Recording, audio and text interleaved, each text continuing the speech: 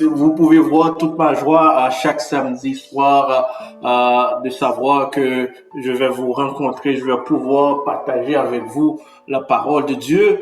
Donc, je ne peux que exprimer en fait toute ma joie et aussi ma gratitude en fait envers le Seigneur de pouvoir me tenir devant vous et de partager avec vous sa parole. Je suis content, frères et sœurs, de savoir que tout le monde se porte bien et que vous êtes encore là semaine après semaine. Et j'imagine qu'est-ce qui vous retient, c'est parce que vous trouvez de la bonne nourriture et que Dieu ne manquera pas de vous bénir. J'espère que vous avez pris le temps de revoir en fait tout ce qu'on a vu il y a déjà 2 semaines concernant les secrets du royaume des cieux. On est en train, frères et sœurs, de voir les choses les plus importantes dans la Bible. Nous sommes en train de révéler, nous sommes en train d'étudier les secrets qui se trouvent dans la Bible. Frères et sœurs, étonnamment, moi quand je regarde qu'est-ce qui se passe dans les églises de Dieu, on n'en parle presque pas. Presque pas. Alors que Jésus a dit que, en fait, il est en train de révéler les secrets du royaume des cieux, les choses qui étaient cachées depuis la fondation du monde. C'est une manière pour vous dire, frères et sœurs, de vous tenir debout, car dans cette série qui va s'étendre jusqu'en 2022, je vous demande de vous préparer. Nous allons ensemble voir les secrets du royaume des cieux. Laissez-moi remercier mes nouveaux amis qui se sont à peine abonnés. Et je dis aussi merci à ceux-là qui ont invité leurs amis, leurs parents, qui ont fait le travail d'évangélisation en fait, parce que notre objectif ici, c'est vrai, vous n'avez pas d'argent pour pouvoir nous payer, parce que ce que nous sommes en train de révéler, c'est la vérité de Dieu. La vérité, ce sont les choses cachées depuis la fondation du monde qu'on est en train de vous révéler, en sorte que vous n'avez pas assez d'argent pour me payer moi-même, mais la grâce, tout revient à Dieu qui nous a donné la capacité de pouvoir partager ces choses avec vous. Donc, merci à vous autres qui ont estimé important de participer dans ce vaste mouvement d'évangélisation, de vulgarisation, parce que la vérité doit être prêchée partout, frères et sœurs. Et aussi, c'est une manière pour vous dire, si vous qui avez le privilège de regarder ces vidéos, si vous n'êtes pas encore abonné, c'est de le faire maintenant, avant toute autre chose. Je vous accorde quelques secondes pour vous abonner et aussi partager cette vidéo avec le maximum de gens possible. Comme ça, vous participez dans ce vaste mouvement d'évangélisation, car dans ces vidéos-là, vous trouvez des choses que vous n'allez entendre presque nulle part. Presque nulle part. Vous pouvez le constater vous-même et principalement au niveau de cette série qu'on est en train de voir, qui sont les secrets du royaume des cieux. Nous allons voir à travers cette série, frères et sœurs, les différentes paraboles. Donc, abonnez-vous et partagez avec vos amis, les différentes personnes que vous connaissez. Demandez aussi de s'abonner. Donc, il y a des questions, des commentaires que j'apprécie vos commentaires, j'apprécie aussi vos questions. Il y a des gens qui m'ont envoyé soit par WhatsApp, soit par Messenger des questions en privé que moi j'ai pris le soin de répondre. Et je vois qu'il y a un certain souci sur la fin des temps. Et je vous comprends et je l'admets. Moi aussi, j'étais comme vous, il fut un temps, mais gloire soit rendue à Dieu aujourd'hui. Je sais qu'est-ce qui est en train de se passer et je me prépare en conséquence. Et c'est ça le but de ce vaste mouvement d'évangélisation. Frères et sœurs, vous allez entendre des choses que vous n'avez jamais entendues auparavant. Laissez-moi regarder, surveiller l'heure pour ne pas déborder. C'est aussi une manière de vous inviter à participer, à prendre part dans ce mouvement. Comment vous pouvez prendre part? C'est partager en fait ces vidéos-là.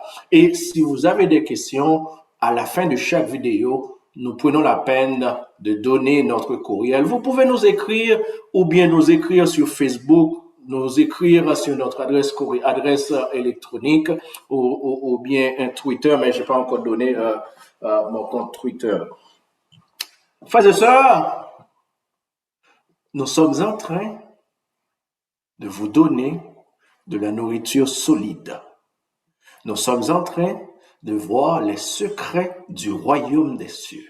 Je vous demande, si vous avez le temps, de faire un saut dans les différents cours passés, parce que nous sommes en train de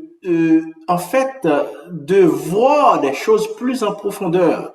Donc, il y a une certaine base qu'il vous faut avoir. Et si cette base n'est pas là, peut-être il y a un certain langage que nous allons utiliser, vous n'allez pas comprendre. Donc, je vous conseille, si vous êtes abonné, parce que vous allez avoir accès aux anciens cours, allez regarder les anciens cours. Frères et sœurs, je vous invite juste avant de vous préparer, d'avoir en main, comme à l'accoutumée, vos cahiers, crayons et principalement votre Bible. Nous allons partir à l'aventure et que le Seigneur nous aide à passer à travers. Aujourd'hui, je ne vais pas être long.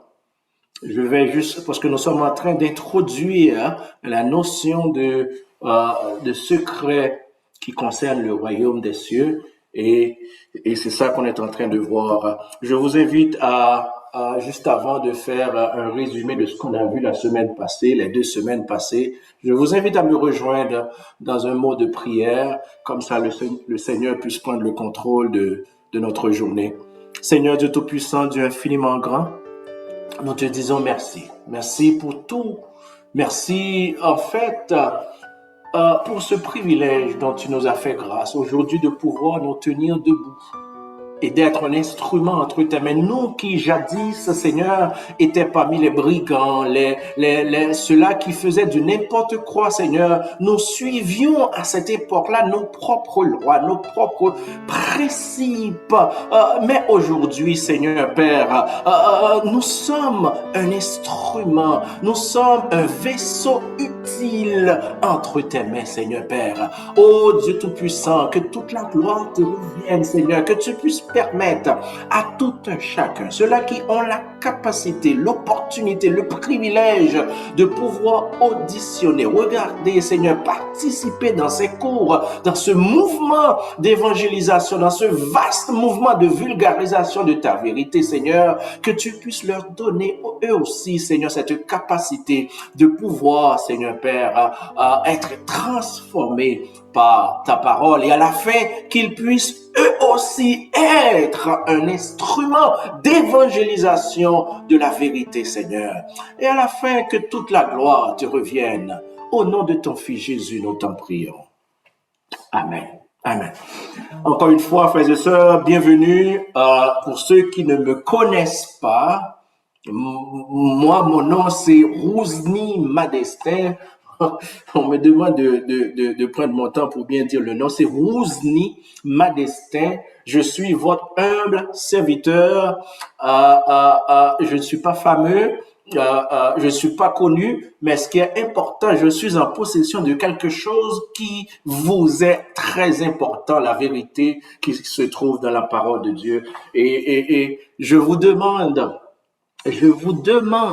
à partir d'aujourd'hui, je vais vous le répéter à chaque semaine, de faire un exercice que Dieu demande à chacun de nous, c'est de quitter Sodome, de quitter Babylone et aller vers la montagne de Sion, parce que c'est le seul lieu de sécurité, c'est le seul endroit où on puisse trouver la paix, la sécurité, la vie éternelle. Et je vous l'avais dit pourquoi? Parce que c'est le seul endroit où on peut trouver la présence du de Dieu le Père, la présence des 4 vieillards, la présence, excusez-moi, des 4 êtres, la présence de 24 vieillards, la présence de Jésus, la présence des 144 000 et la présence de cette grande foule, de cette grande multitude.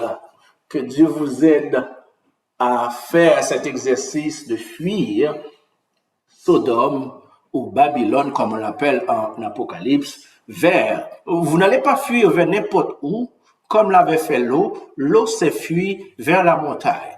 Donc, il faut fuir vers la montagne.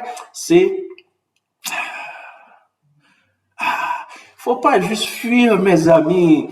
Ce n'est pas les dénominations qui vont vous donner cette sûreté que vous avez besoin. Ce n'est pas le fait d'aller à l'église les samedis ou les dimanches ou les mercredis ou les jeudis qui vont vous donner en fait la vie éternelle. Quand vous voulez fuir, il faut fuir tout ça pour épouser la montagne de Sion. Je vais vous expliquer c'est où se trouve la montagne de Sion de ces jours. Frères et sœurs, nous avons vu il y a 2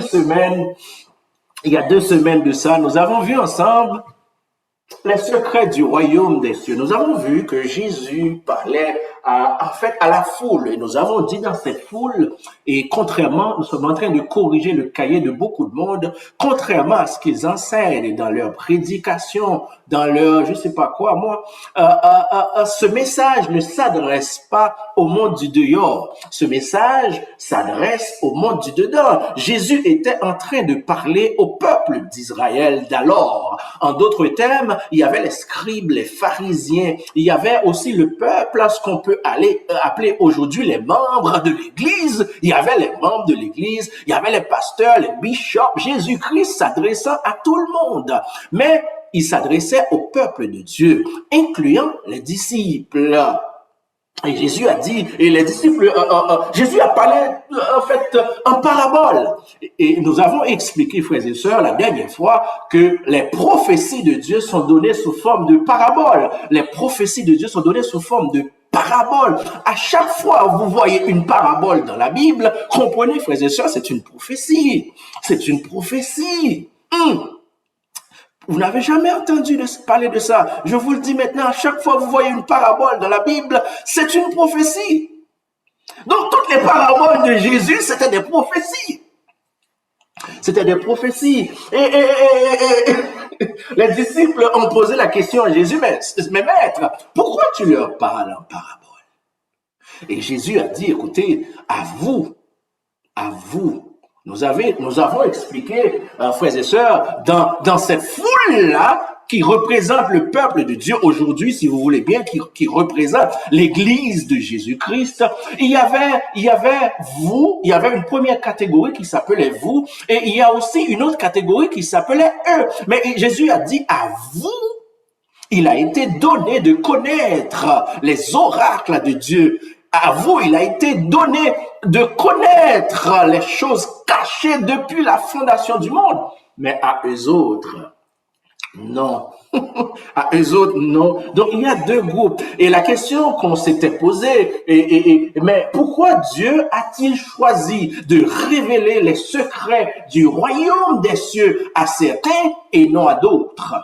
Nous avons vu ensemble, frères et sœurs, c'est pas Dieu qui est dans une perspective quelconque choisi de révéler à certains et refuser à d'autres. Non, loin de là. Ce que nous avons expliqué la dernière fois, c'est que ce sont les gens eux-mêmes qui ont décidé de ne laisser aucune ouverture dans leur cœur, en sorte qu'ils ont bloqué l'enseignement de Christ dès son apparition. Ce qu'on avait pris le soin d'expliquer, frères et sœurs, à cause de leur orgueil, Ça fait longtemps, je suis un bishop, je suis un pasteur, j'ai beaucoup d'églises. Et qui êtes-vous? Qui êtes-vous? J'ai un doctorat en théologie, j'ai un doctorat en matière d'interprétation des prophéties bibliques. Je suis un notable, une personne qu'on paye des milliers de dollars juste pour aller donner une prédication. Qui es-tu, ce petit Jésus-là, ce fils de charpentier? Et à cause de leur orgueil, c'est vrai, et ils ont refusé. C'est eux autres qui ont décidé de refuser d'accepter. Donc, c'est la même chose qui est en train de se passer aujourd'hui. Ça fait longtemps, vous êtes un grand pasteur. Je sais malheureusement qu'il y a des pasteurs qui sont avec nous. Je suis en train d'expliquer ça, mais pas pour vous froisser. Certains diront, je suis un pasteur, ça fait longtemps. Lui, qui est-il? Je le connaissais même pas. En fait, j'ai un doctorat, j'ai une maîtrise en théologie. En fait, ça fait 50 ans depuis que je suis pasteur. Lui, qui est-il? J'ai des centaines d'églises sous ma responsabilité. J'ai une église de 40 000 personnes. Qui est-il, lui? C'est ça, toute la difficulté. Depuis que je suis enfant, j'apprends que je dois aller à l'église le samedi. Donc, qui est-il aujourd'hui pour me dire que le samedi ne te sauve pas? Depuis que je suis enfant, j'apprends que je dois aller à l'église les dimanches. Mais qui est-il pour me dire que aujourd'hui, aller à l'église le dimanche ne te sauve pas? Te sauve pas. Qui est-il aujourd'hui pour venir me dire que prendre la Sainte Seine ne te sauve pas? Qui est-il aujourd'hui pour venir me dire, en fait, même le fait de payer sa dîme ne te sauve pas? Donc, ils ont endurci leur cœur et ont refusé catégoriquement l'enseignement de Christ. Et conséquemment, en fait, ceux-là qui étaient humbles, ils ont accepté sans embâche, sans poser de questions, ils ont accepté l'enseignement de Christ et c'est eux autres qui sont sauvés. C'est eux autres qui ont la capacité, c'est eux autres qui ont reçu la capacité de comprendre les secrets du royaume des cieux. La question qu'on s'était posée, donc Dieu a fait en sorte c'est vrai, la foule est composée de croyants régénérés, sauvés, et de non-croyants, de croyants faux, de livrets et de blé. La foule était constituée de livrets et de blé.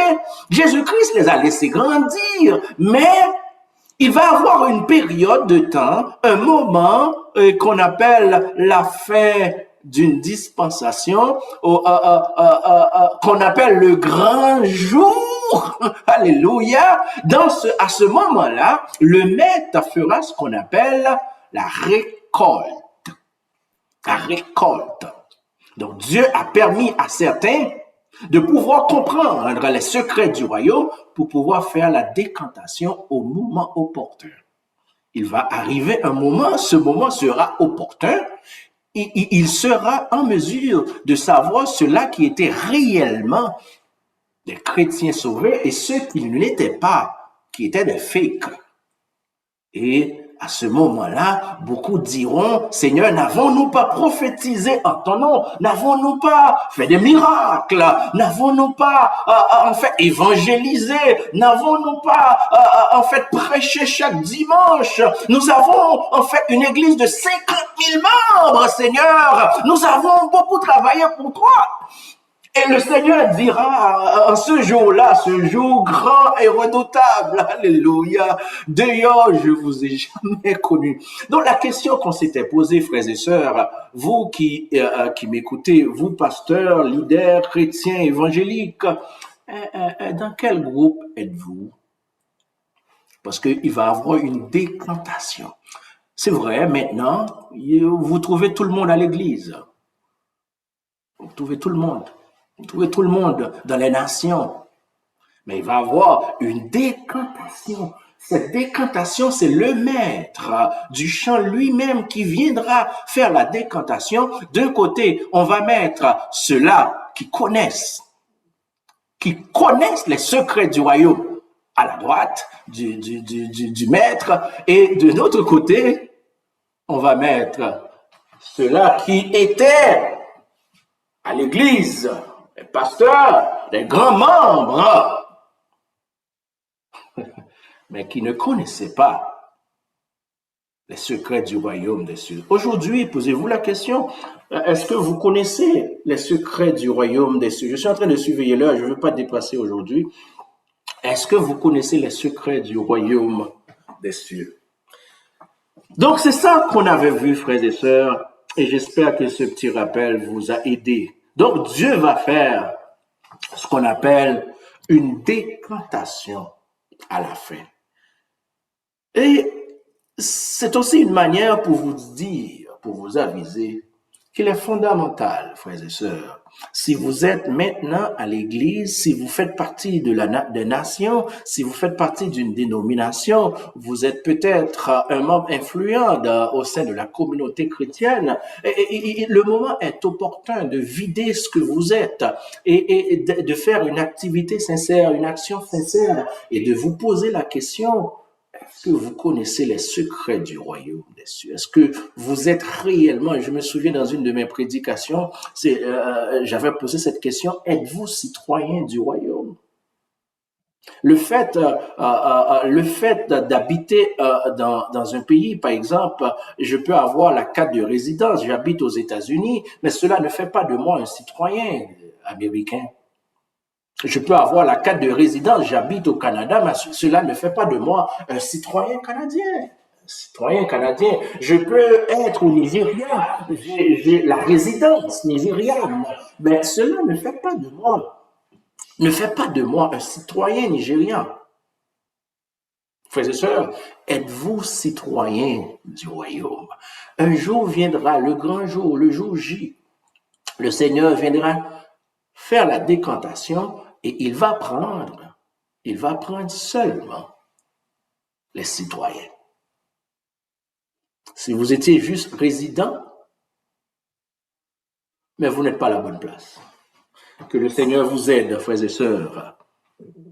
Que le Seigneur vous aide à faire un choix aujourd'hui. Nous avons dit ensemble que les prophéties sont données sous forme de paraboles. Et nous avons pris le soin d'expliquer ce qu'était une parabole. Si vous avez raté ces cours, référez-vous à un cours qui s'appelle « Introduction à la prophétie », parce qu'on a expliqué toutes ces choses. Les prophéties sont données sous forme de paraboles, et une parabole, c'est un langage figuratif.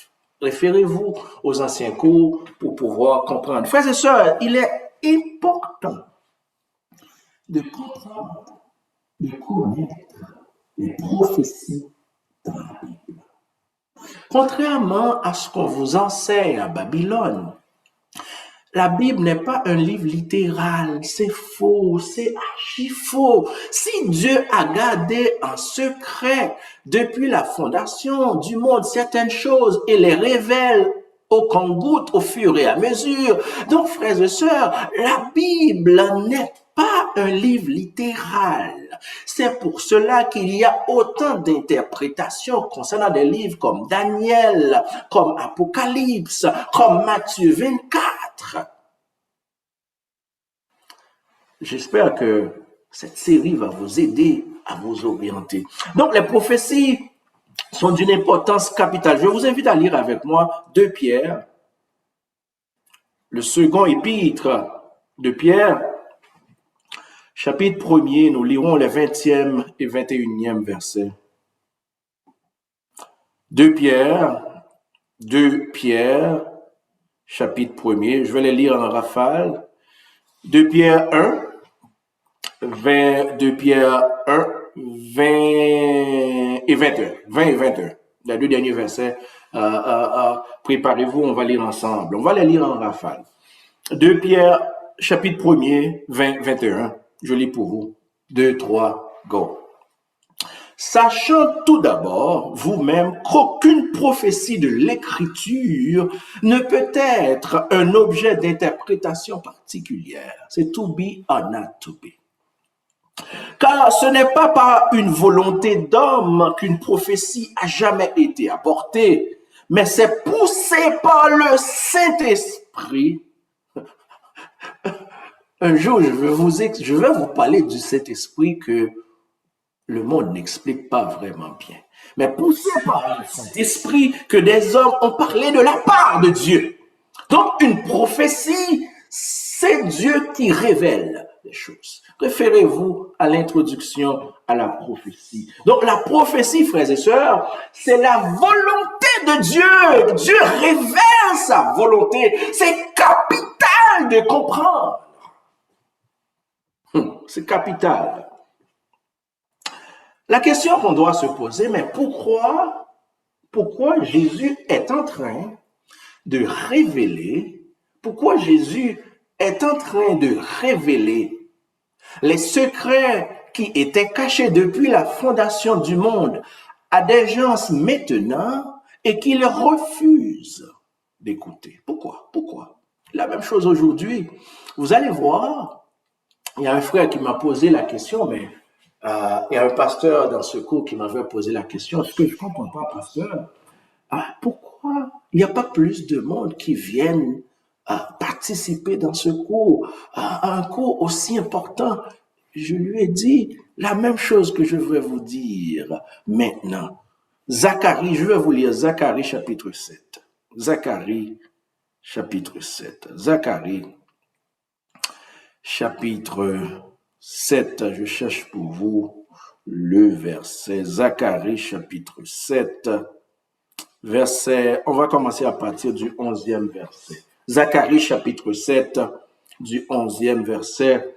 Mais ils refusèrent d'être attentifs. Ils eurent l'épaule rebelle. Ils endurcissent leurs oreilles pour ne pas entendre.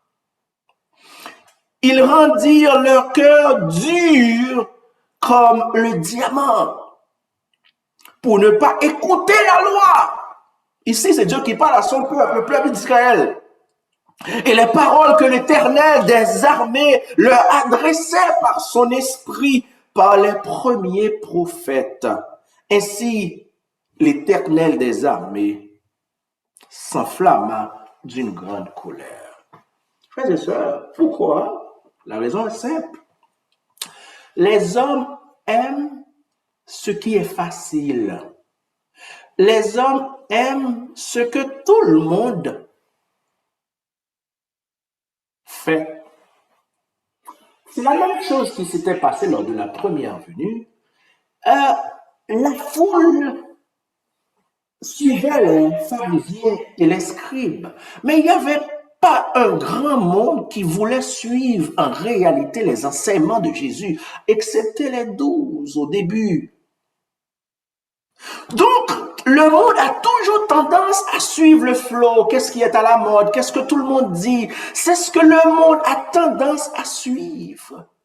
Mais, je l'avais dit dans un de mes cours, frères et sœurs, j'ai eu un professeur qui m'a enseigné quelque chose, malgré lui, il n'est pas chrétien. Il m'a dit la différence est un art. Il faut assumer sa différence. Ce n'est pas parce que tout le monde fait quelque chose de telle manière que c'est la vérité, frères et sœurs. Mais le problème, c'est que il est beaucoup plus facile de suivre le courant, de suivre tout le monde.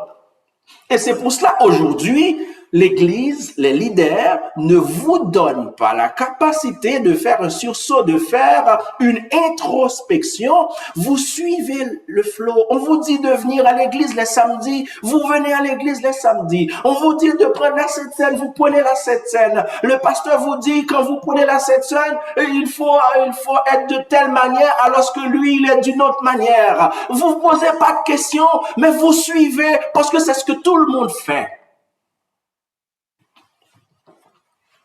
Je me souviens, en parlant de Sainte Seine, Je dois surveiller l'heure. Pendant de cette scène, je me souviens, j'ai entendu, je ne vais pas citer de nom, un pasteur très fameux, et qui disait, vous pouvez pas prendre la Sainte Seine indignement. Donc, si vous avez eu des péchés dans votre cœur, mais il faut pas prendre la Sainte Seine. Alors que le même pasteur qui donna la Sainte Seine à un frère à l'église, ils sont pas bien, ils sont pas en bon terme. Alors que c'est lui qui donne la Sainte Seine, c'est lui qui prend aussi la Sainte Seine, mais il empêche aux autres de prendre la Sainte Seine sous un motif quelconque. Voilà ce qui est en train de se passer dans l'église de Jésus-Christ, c'est l'hypocrisie des hommes. Mais c'est dommage pour vous, le gros peuple, on vous donne pas la capacité de voir la lumière et vous êtes resté dans le noir. Que pour sortir du noir, cela prend une violence. Et cette violence, elle n'est pas évidente. Que Dieu vous aide. Que Dieu vous aide. Donc, frères et sœurs, c'est les hommes qui décident de ne pas embrasser la vérité. Je vais m'arrêter ici, mais avant de m'arrêter, je vais faire une petite révision pour vous préparer pour ce qui s'en vient la semaine prochaine. La semaine prochaine, on va commencer avec les paraboles. Nous avons dit dans des cours passés, ce sont des choses que vous aurez besoin. Dans la Bible, nous trouvons 4 grandes choses que je vais prendre le soin de reprendre. Nous trouvons 4 grandes choses dans la Bible. Nous trouvons principalement de l'enseignement. Enseignement moral, si vous voulez. Nous trouvons de l'histoire. Nous trouvons de la prophétie. Et le plus important, nous trouvons l'accomplissement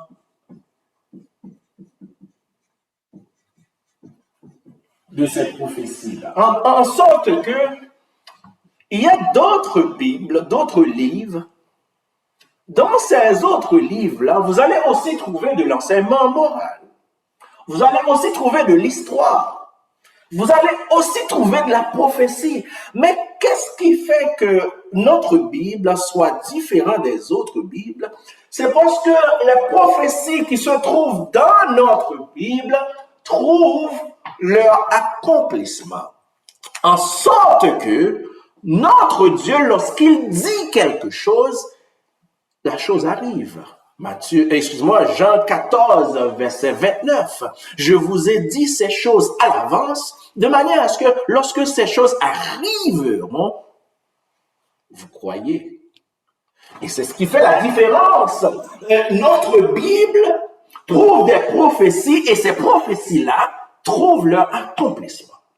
C'est très important de connaître ces choses. Je tenais à vous les expliquer. Et je vais terminer avec ce dernier point, frères et sœurs. Je suis en train de vous préparer afin de vous révéler les secrets qui concernent le royaume des cieux. Comment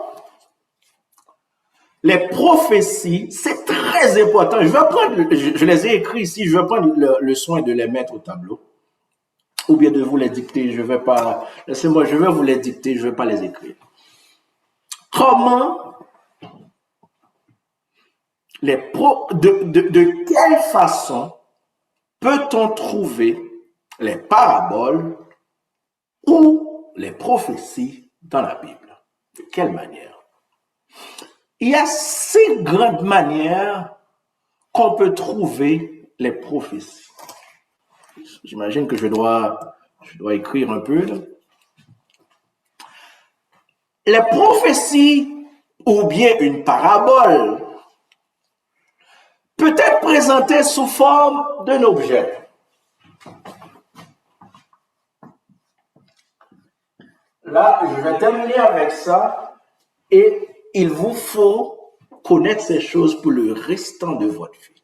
Parce que c'est ce qui va vous permettre de comprendre que ça soit les prophéties de l'Ancien Testament, que ça soit Matthieu 24, Matthieu 25 qui cause des problèmes, que ça soit Apocalypse qui cause des problèmes. Par exemple, on peut prendre un rocher ou une pierre. On peut utiliser un rocher ou une pierre. On a parlé par exemple de Jésus comme étant la pierre angulaire. Jésus comme étant la pierre angulaire. On a pris l'exemple de Jésus comme étant la pierre angulaire. La pierre, l'angle principal. Excusez-moi, la pierre qui est devenue l'angle principal de la construction de l'Église. Donc, on peut prendre un objet, on peut voir un objet dans la Bible, mais cet objet-là représente quelque chose d'autre. Par exemple, une pierre, on peut voir une pierre dans la Bible, mais cette pierre représente Jésus. Cela ne veut pas dire à chaque fois que vous voyez pierre dans la Bible que ça représente Jésus. C'est là que vous êtes censé faire un exercice particulier. On va y arriver. Deuxième façon. Comment on peut trouver la prophétie ou bien une parabole. Une parabole, on peut trouver une parabole sous forme de personne. Là, il y en a beaucoup. Il y en a beaucoup. Il y en a beaucoup. Par exemple, Zacharie a annoncé la venue de Élie. Élie doit venir avant le jour redoutable, avant que le Sauveur arrive. Élie doit venir. Donc, on peut annoncer une personne. Élie. Qui était Élie qu'on annonçait qu'il devait venir avant que le Sauveur arrive? Donc, Élie était en réalité Jean-Baptiste. Élie. Donc, vous pouvez voir une personne. Dieu parle d'une personne dans la Bible, mais pour parler d'une autre personne. Si vous prenez la personne de manière littérale, vous vous trompez. Si vous prenez le rêve de Daniel parlant de Nebuchadnezzar de manière littérale, vous vous trompez. Vous vous trompez. Troisième chose, comment on peut trouver la prophétie? La prophétie peut être sous forme d'animal.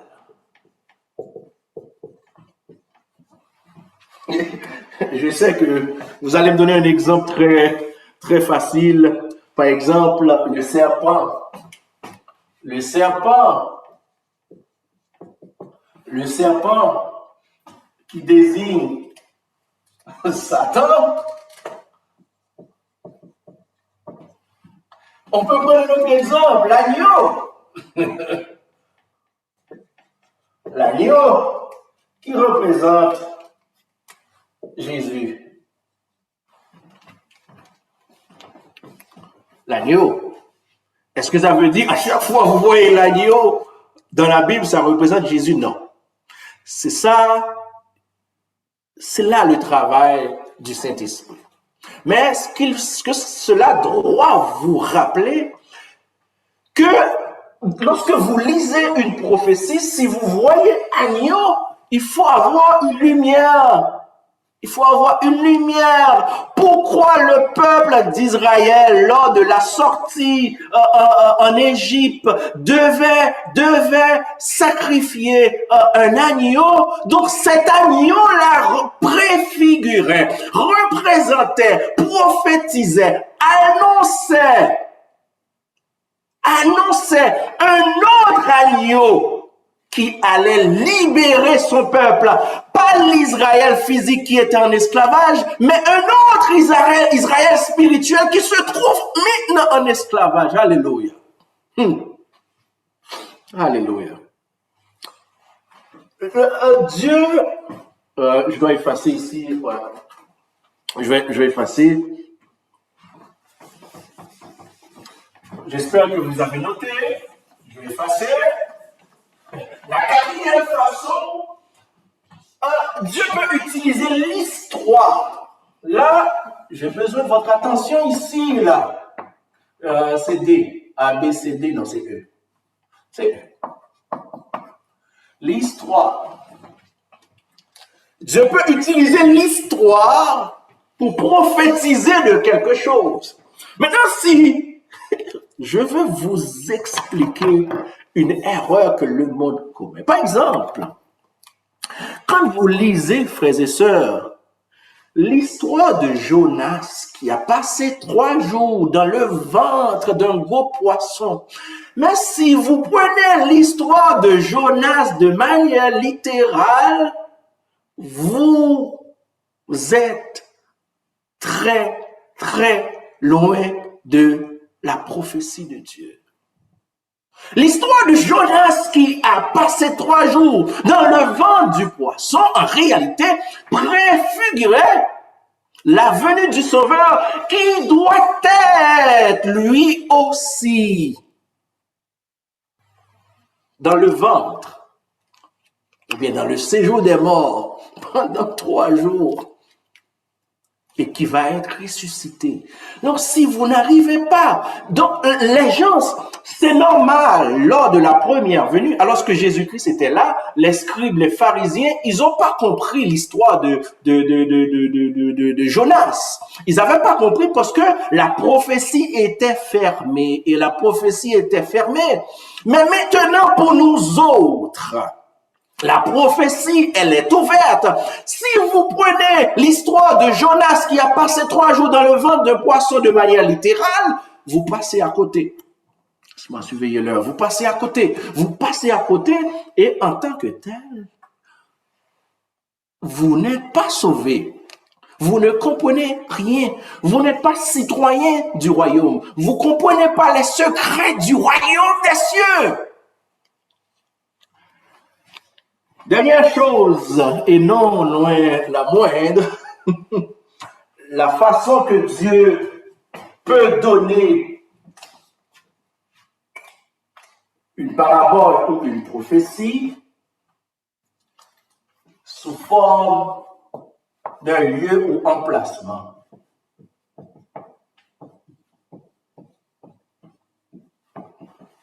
Alléluia. Par exemple, quand vous lisez dans Apocalypse, la Bible parle de Babylone. De quelle Babylone parle-t-elle, la Bible?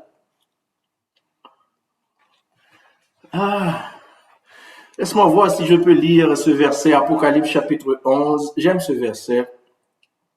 Laisse-moi lire. Si vous avez votre Bible, lisez avec moi Apocalypse chapitre 11.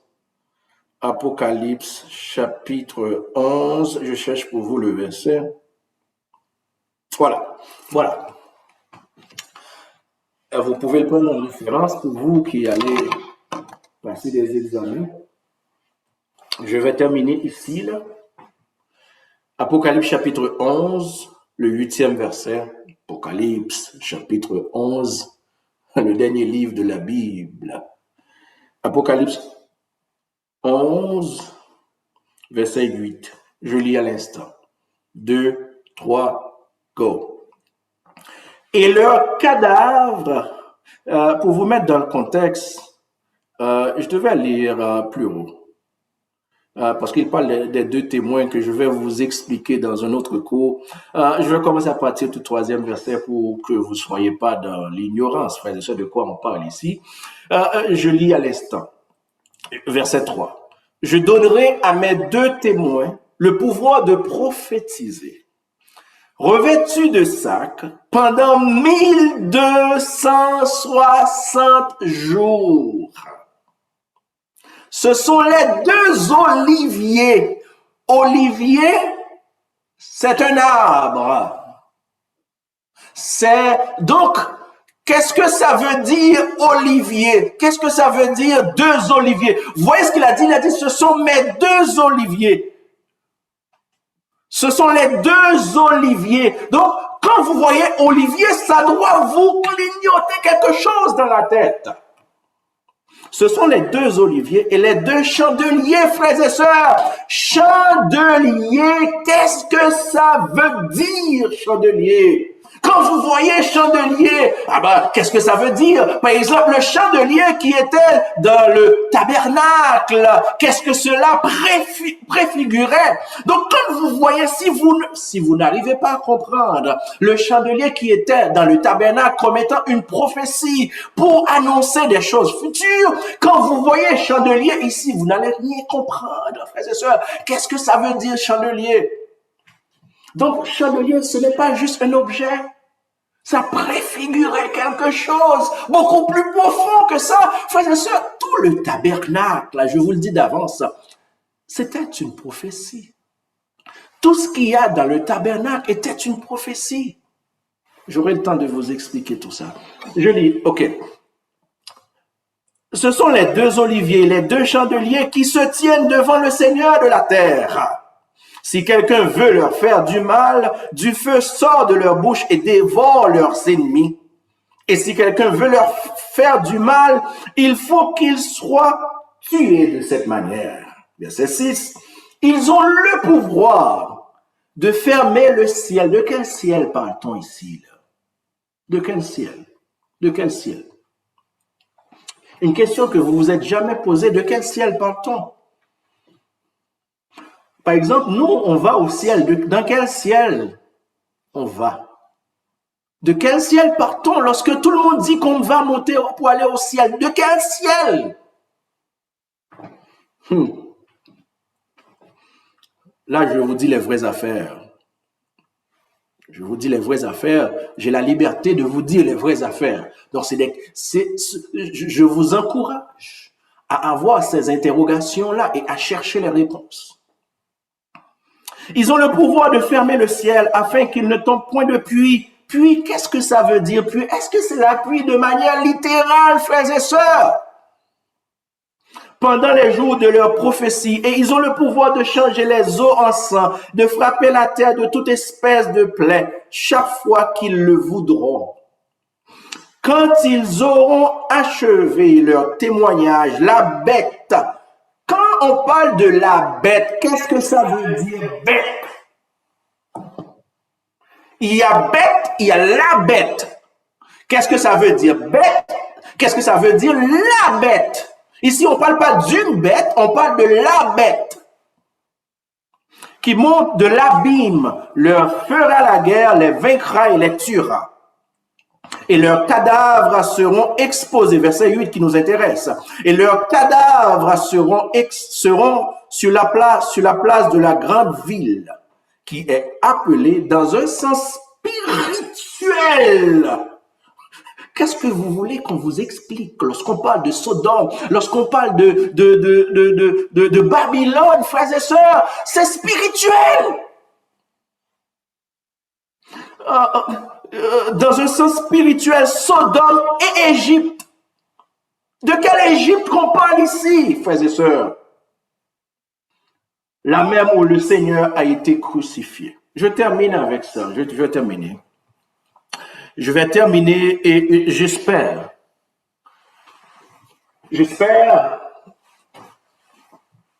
que vous allez prendre le soin d'emmagasiner tout ça.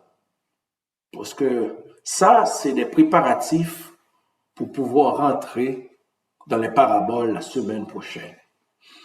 Je vais commencer la semaine prochaine avec la première parabole de la Bible. Pourquoi, je vais voir avec vous, pourquoi cette première parabole, elle est importante, elle est essentielle, je dirais même fondamentale. C'est pas moi qui l'ai dit, c'est Christ qui l'a dit lui-même. Il a dit aux disciples, si vous n'arrivez pas à comprendre cette première parabole, comment est-ce que vous allez comprendre toutes les autres paraboles que j'aurai à vous dire? En sorte que cette première parabole qu'on verra la semaine prochaine, elle est essentielle et on verra pourquoi elle est essentielle. Frères et sœurs, nous sommes en train de voir les secrets du royaume des cieux. Les secrets du royaume des cieux, ça veut dire que le royaume des cieux est gardé ou a été gardé secret pendant un certain temps. et est en train maintenant d'être révélé et révélé pas à n'importe qui, est en train d'être révélé à ses concitoyens, à ceux-là qui sont réellement, qui ont le sang de Dieu. Frères et sœurs, le fait d'être à l'église, cela ne vous donne pas le sceau de Dieu. Cela ne fait pas de vous un citoyen du royaume des cieux.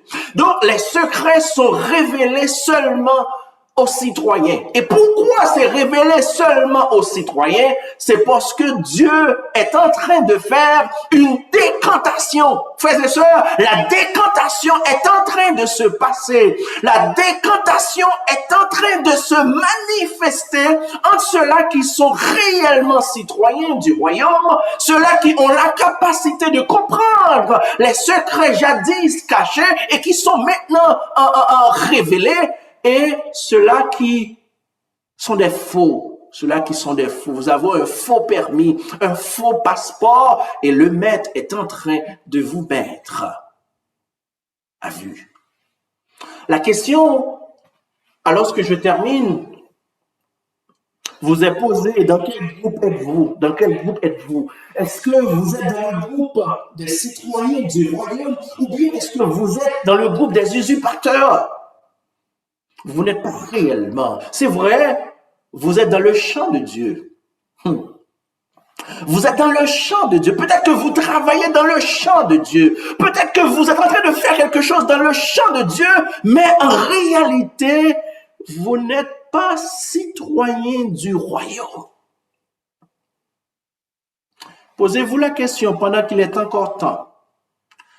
Avez-vous cette capacité de comprendre les secrets du royaume des cieux? Ce n'est pas donné à tout le monde. Ce n'est pas donné à tout le monde. Ce n'est pas donné à tout le monde. Car Dieu révèle ses secrets à ceux-là qui sont humbles, à ceux-là qui acceptent. Peut-être, c'est vrai que je suis fameux, mais devant Dieu, je ne suis qu'un ignorant. Paul l'a expliqué aux Corinthiens, Dieu confond les sages de ce monde avec la sagesse, avec la folie de l'évangile. Donc, frères et sœurs, si vous êtes rebelles, si vous êtes arrogant, orgueilleux, sachant, pensant que vous connaissez quelque chose, pensant que vous êtes détenteur de quelconque savoir, vous êtes arrogant, vous êtes orgueilleux, et de ce fait même, vous n'êtes pas citoyen du royaume.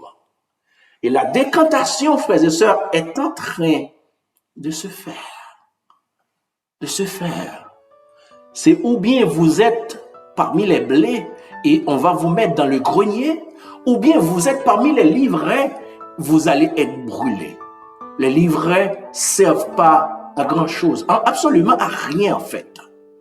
Les livrets, on va les brûler, mais le blé sera mis dans le grenier. Le grenier ici symbolise la montagne de Sion, l'endroit, le seul endroit où est-ce qu'on peut trouver la sécurité, où est-ce qu'on peut trouver la présence de Dieu, où est-ce qu'on peut trouver la vie éternelle, où est-ce qu'on peut trouver le salut. Apocalypse 21, 22 va expliquer que quand la nouvelle Jérusalem, la ville sainte, descendra du ciel, ce Dieu, son Fils, les anges, ils seront tous à la montagne de Sion, dans une nouvelle terre et un nouveau ciel. J'espère que vous avez pris le soin, puisque c'est seulement vous qui a la capacité, ainsi que Dieu, de connaître dans quel camp qu'est-ce que vous êtes.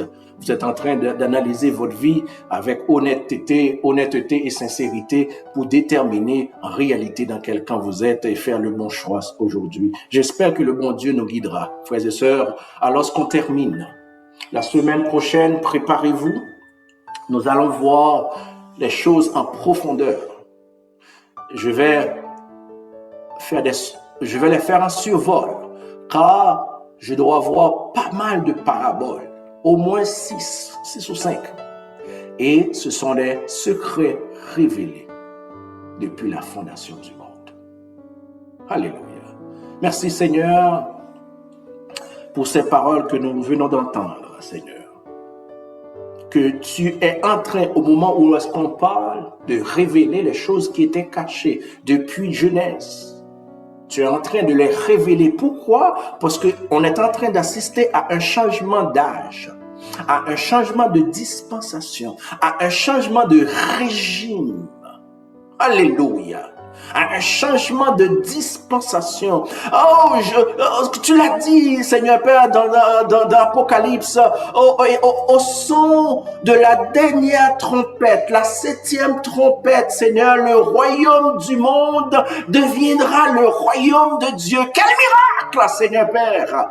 Et tu es en train d'effectuer ce travail, Seigneur, de décantation, de changement de royaume, de changement d'autorité, Seigneur.